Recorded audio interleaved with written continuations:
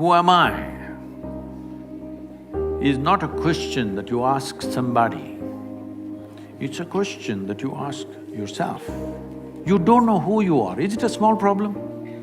So if you genuinely, if this question is burning within you, then you come.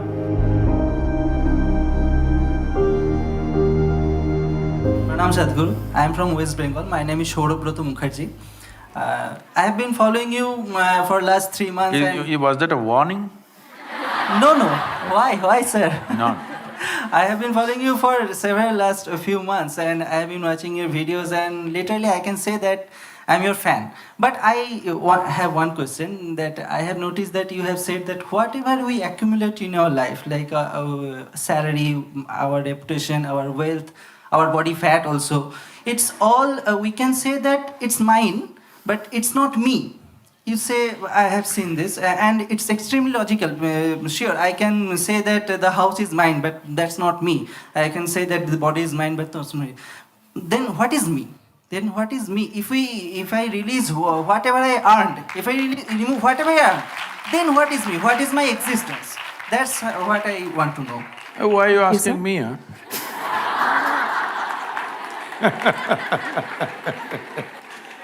Listen now.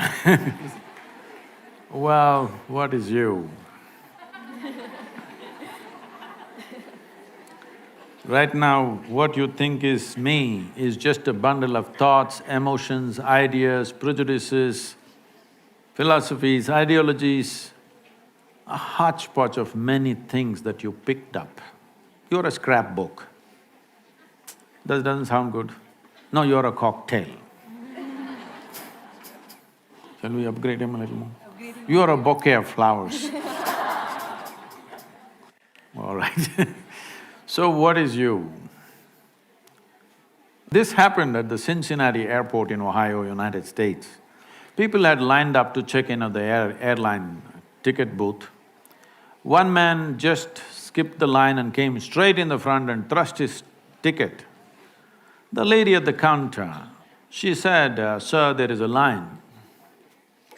He said, "No, I'm in a hurry." She said, "Everybody's in a hurry, you're on the same plane. Please stand in the line." Then he said, "Do you know who I am?" She looked at him, promptly picked up the microphone and said, "There is a man here who does not know who he is, can somebody help him?" So, who am I is not a question that you ask somebody, it's a question that you ask yourself. Make it more and more profound. If you had stood up, this is like what you're asking is like a morning prayer, you know, how people pray. If you can learn one mantra, your child is doing, and phone also you can attend in between these days. Even in the temple, priest is attending the phone in between. All this. This happened closer to Christmas. A lady in Minnesota was praying. It was overheard by the neighbors. She was praying, "Dear God, please this time, last time that old fool Santa Claus came and he mistook my prayers. What I want is a thin, slim body and a fat bank balance. Last time he mistook this."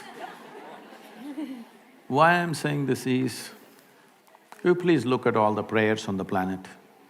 "Dear God, give me this, give me that, save me, protect me." Does it look like something divine or does it look like simple survival? Survival outsourced. To survive on this planet, you just need 4 limbs and a few brain cells which work. So right now, Sadhguru, all that is okay, but I want to know who I am. This whole who am I business became very popular because of Ramana Maharshi, you know. You heard of Ramana Maharshi? He's not a Bengali.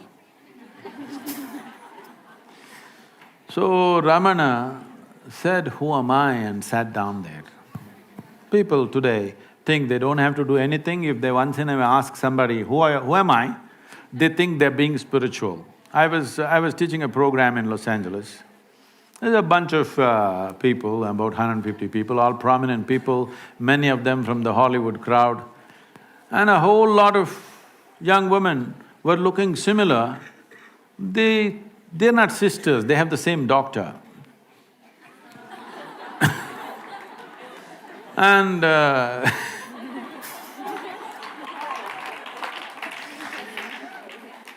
and then one of them says, Sadhguru, I'm just teaching them a simple 21-minute practice. Why? To turn you inward. Because you're asking this question out. You will not find anything. If I tell you you are an Atman, Paramatman, nonsense, where does it take you? Just more vocabulary. See, if I tell you are a soul, you are a divine entity, you are Atman, you are Paramatman, you didn't get anywhere. You just got more nonsensical vocabulary. That's all you got. So I said, we're teaching you a simple process, 21 minutes, how to turn inward. But you're telling us all this 21 minutes we have to do all this, but Ramana Maharshi said, you don't have to do anything. I said, whoa, Ramana got to Los Angeles? But Ramana did nothing, that's a fact. He simply sat like that, cross-legged. Simply, doing nothing, absolutely. Rodents came and bit and ate his flesh. It festered wounds, became worm-infected. He simply sat doing nothing. If you can do that kind of doing nothing, immediately there is an answer, all right? But now in California, they made like this, if a mosquito bites, they'll call 911. Yes, that's how it is. In this state, you don't ask. So right now, if this is an existential question, this is not a small question. You don't know who you are, is it a small problem? Huh? It is a fundamental problem, isn't it? And you're getting up and introducing yourself, where you, Bengal you come from and everything, and now you're asking the question is not matured yet. If you stood up and you could not ask question and tears came to you, I would have answered this question completely differently. But now it's a joke, so I'm joking with you. Is that okay? Huh? Question is there, it's a good thing, the question is there. But the question needs sharpness to penetrate.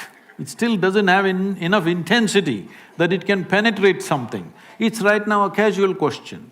So right now, I can tell you something, who you are, but it's not in your experience. If I tell you something which is not in your experience, what can you do? You can believe it or you can disbelieve it.